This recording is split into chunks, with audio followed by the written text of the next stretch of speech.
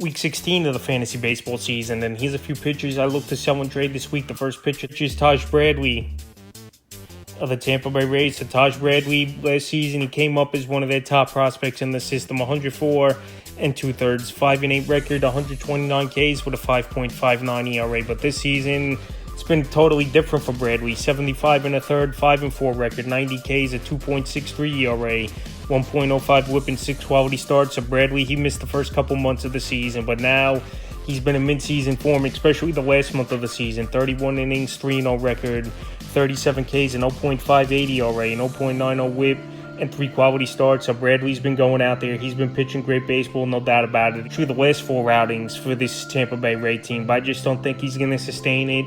And he pitches in a very tough division with good hitting teams, obviously. Baltimore Orioles, New York Yankees, Red Sox have been decent this season. Toronto Blue Jays. And I know Bradley's gone out there and he's pitched well against some of those teams, but I just don't think he's going to keep it up all season. And in that one-off season, he's going to turn things around, especially coming off an injury. After last year, that ERA was pushing towards a 6. July 6th at Texas, 6 innings, no decision. 5 hits, a run, walks, 5 Ks, a quality start. July 12th versus Cleveland, 7 innings, got the win. 5 hits, no runs, 2 walks, 8 Ks, a quality start. And July 20th at the Yankees, 7 innings, got the win. A hit, no runs, 2 walks, 5 Ks, a quality start. So Bradley, no doubt about it, he's gone out there and he's pitched great baseball. But like I said, he's pitching at elite levels that we haven't seen, especially in Bradley's career, even in the minor leagues.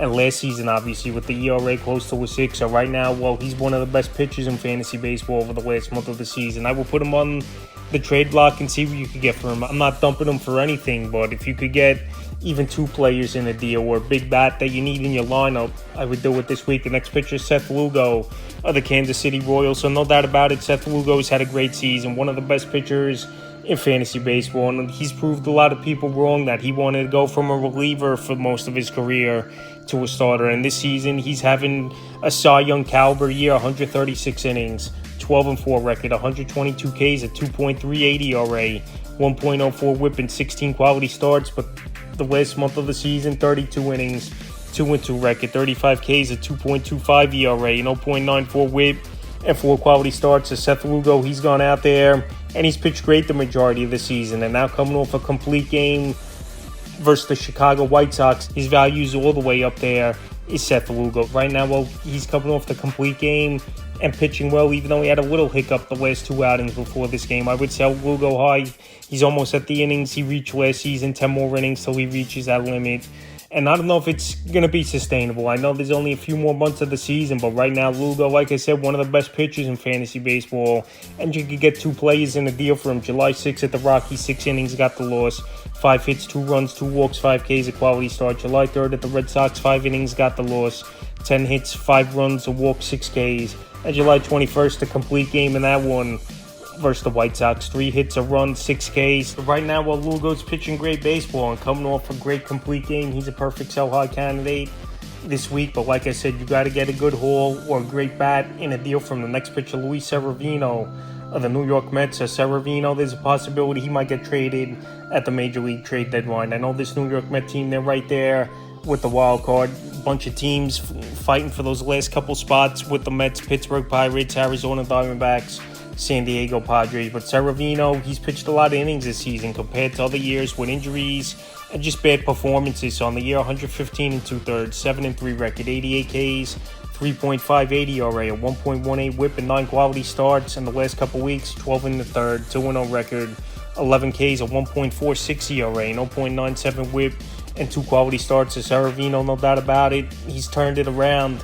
If it looked like his career could be on the verge of ending in a year or two, not being a pitcher that could be healthy, a pitcher who was tipping his pitches, and he was batting practice. But for this New York Met team, he's pitched well, even though the last couple outings, he's had easier matchups versus weak hitting teams. July 5th at Pittsburgh, 6 innings, got the loss, 9 hits, 7 runs, 2 walks, 3 Ks in that one. July 10th versus the Nats, 6 1/3, got the win. 4 hits, 2 runs, 3 walks, 4 Ks, a quality start. And July 20th at the Marlins, 6 innings, got the win. 2 hits, no runs, 3 walks, 7 Ks, a quality start. So for a reason I said he could get traded if this Met team struggles here right before the trade deadline in the next 8 days. I definitely could see them ship him off. And now with Kodai Senga coming back, the Mets have options of going with the 5-man or the 6-man rotation. And there's even been talk that they want to limit Severino's innings if they keep him on the roster. So right now, many factors.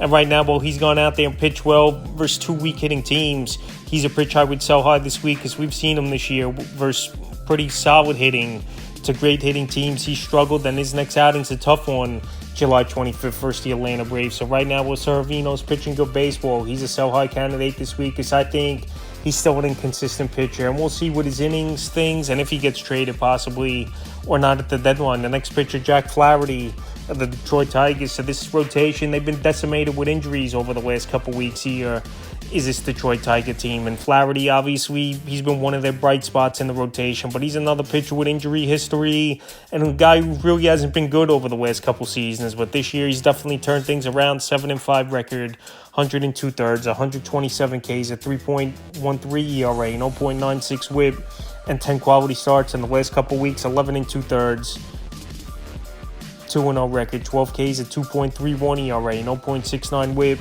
and a quality start. So like I said, Jack Flaherty, no doubt about it, he's turned things around this season. It also has to do with pitching in a poor division with not good hitting teams. I know Cleveland, they're having a good year, but their hitting has been hit or miss. Chicago White Sox, worst team in the league. The Royals, middle of the pack to a poor hitting team. Same with the Minnesota Twins. So right now, Flaherty, he's taking advantage of some of those matchups, but health has always been an issue for him. Besides last season, he missed a lot of time. Last year, 144 2/3. This season, 100 innings under his belt. And as he gets closer to that innings from last year, I think he could start to fall apart a little bit as well.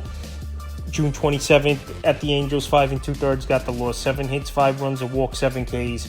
June 11th versus Cleveland, 6 innings, got the win. 2 hits, a run, 2 walks, 4 Ks, a quality start. And July 19th at Toronto, 5 2/3, got the win. 3 hits, 2 runs, a walk, 8 Ks. So Flaherty, he's not even going that deep into ball games. Only 1 quality start now in the last 6 outings for Flaherty. So that's obviously not a great stat for him. I know not a lot of pitchers go deep anymore into ball games to even qualify for the quality start. But with a lot of factors, with his injury history in the past, obviously he's hitting an innings mark where only last season he reached that. After the last couple years before that, he had the injuries and his innings were low. Obviously, he was Flaherty. And last year, he struggled with a 5 ERA. Most of his numbers were good, and he's pitching good baseball.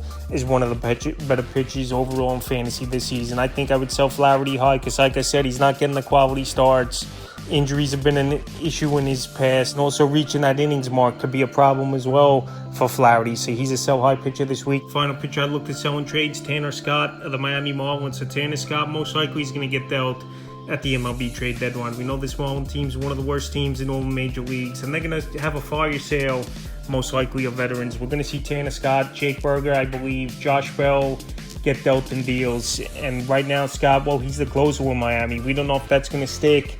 If he lands with a contender on the season, 42 2/3, 6-5 record, 16 saves, 48 Ks, a 1.27 ERA, a 1.01 WHIP. So Scott's having a great season, no doubt about it. And we know this Marlins team could get a couple prospects in a deal for Tanner Scott from a contender. So like I said, he could get traded to a team that needs a setup man where most teams are locked in for the most part at the closer position. So right now, well, Scott's playing good baseball, and that possibility is definitely high he gets traded, because why would the Marlins hold on to him if they're trying to rebuild and just add prospects at the trade deadline? After I know last season they bought players at the deadline, but it didn't go well for the Marlins, and they didn't make noise in the playoffs. But anyway, right now, if they sell Scott off, which it looks like, especially relievers, a lot of teams have overpaid in the past to get a good reliever on their roster. So right now, well, Scott's pitching well, especially over the last month of the season. He hasn't given up a run and has 8 saves and 14 strikeouts in that time.